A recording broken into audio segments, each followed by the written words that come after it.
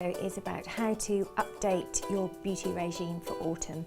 And by that I mean both your skincare and also how to make your makeup look seasonal and new.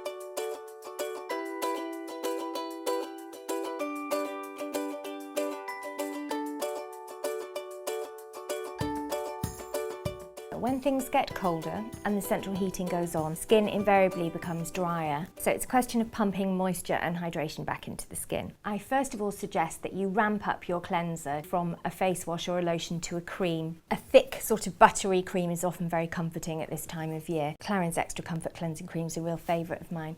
L'Occitane have just brought out their Ultra Gentle Cleansing Milk, which goes with the rest of that Ultra Gentle range, and it's so soothing and softening, especially if you're somebody whose eczema or psoriasis or rosacea flares up in the cold weather. Something like this would be ideal.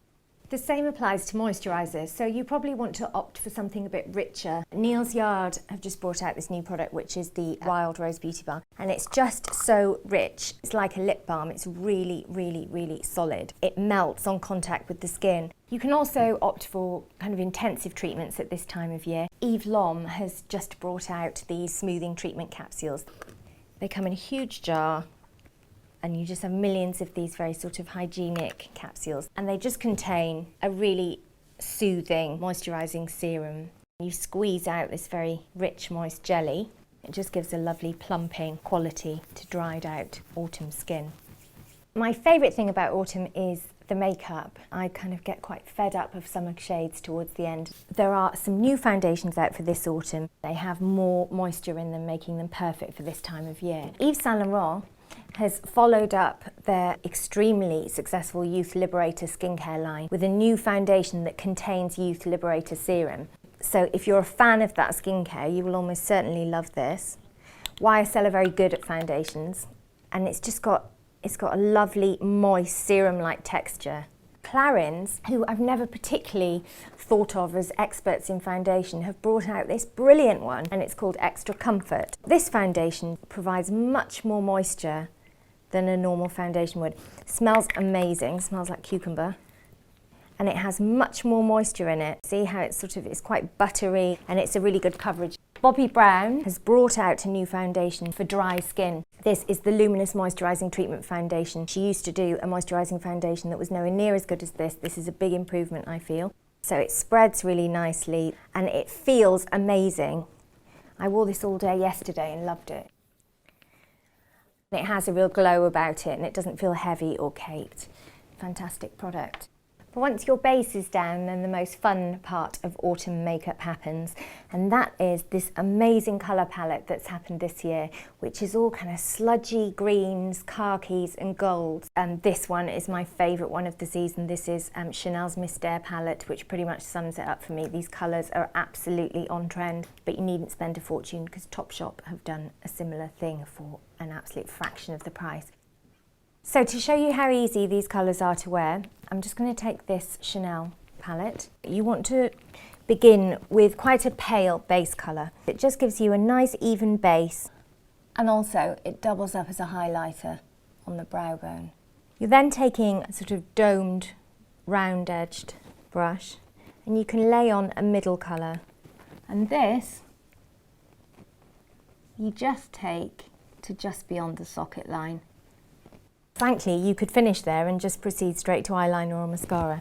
But if you wanted to go for it a bit, you can take a crease brush, which is a much smaller brush and has a rounded edge. And you can take a darker colour. You want to load up your crease brush so it's full of colour, and then just stroke off the excess. Put your hand on your chin to stabilise and anchor it. Start somewhere around the middle and just trace along your socket, defining the line.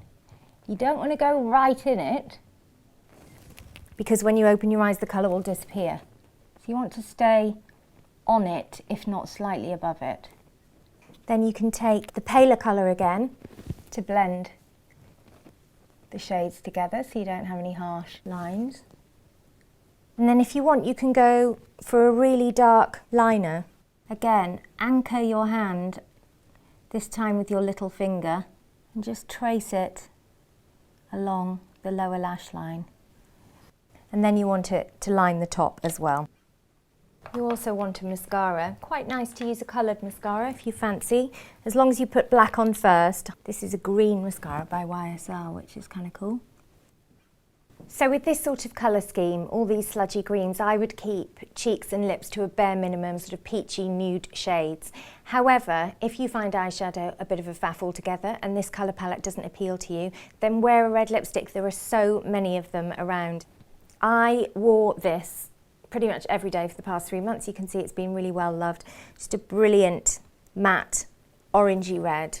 But I also wanted to pick out this lipstick. It's a cream smooth lip colour. And the reason I love these lipsticks is that they really stay put and they feel so comfortable on the lips, almost as comfy as a lip balm. Really, really moisturising, making it perfect for this cold weather.